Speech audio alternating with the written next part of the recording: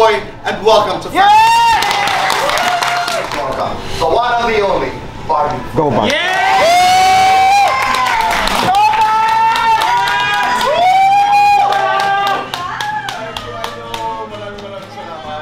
Si Mila ay very passionate about work to the point na ang trabaho niya po kasi is more like psychotherapy.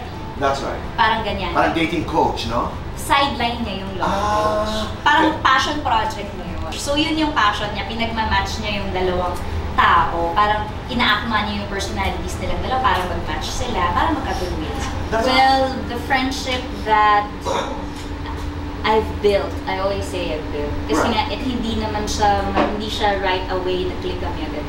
I mean, lagi ko namang inaamin sa lahat na at first hindi ako okay with him. Talaga? Yeah, kasi lang siyang liit. Oo nga, naalala ko. Tama. Pero pati yan, nagamot mo, sabi nga niya, oo.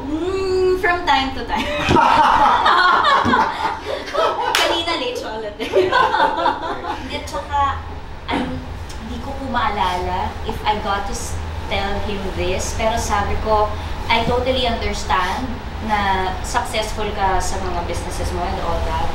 Pero it's not every day someone like you gets to be blessed this much.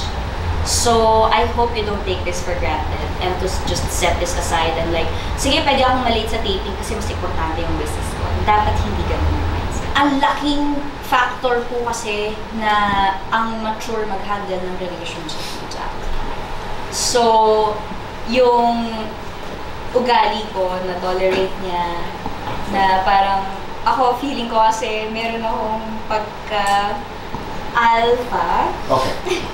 So parang pagdating sa relationship namin, napapatiklop ako ng Jack eh. Hindi ko alam kung bakit, pero parang gano'n. David natulog, David nagising. What's the difference? Jack sa umaga, Jack sa gabi. Jack mula araw hanggang gabi! Favorite teleserye na ginawa? Na ginawa? Maria Clara. Oo, hindi. Willing magkontrabida. Super. Oo, hindi. Willing magpa-sexy. Hindi. Oo, hindi. Willing makatrabaho ang ex. Lights on or lights off? Respect lights on. Yung totoo, Barbie. Okay. Yeah, so you can see respect. Happiness or chocolate? Best time for happiness. Tapos magbasa ng script. Complete this. This Barbie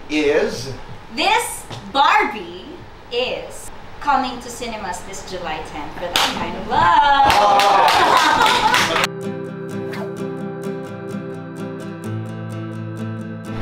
Marami po kayong dapat abangan dahil ito po ang biggest historical drama of GMA Network this 2024. Kaya sana po ay panoorin ninyo. Watch it first on Netflix on July 26 and GMA Prime on July 29. Parang feeling ko hindi ko na napansin yung oras. Ang dami namin napag-usapan ni Tito Boy and I'm so excited to be here to promote our film That Kind of Love na ipapalabas na po sa July 10 in cinemas nationwide, and I'm just so happy to have talked about it with Tito Boy and sana mapanood ni Tito Boy!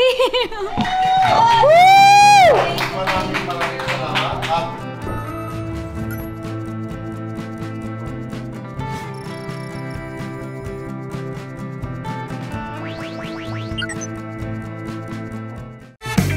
I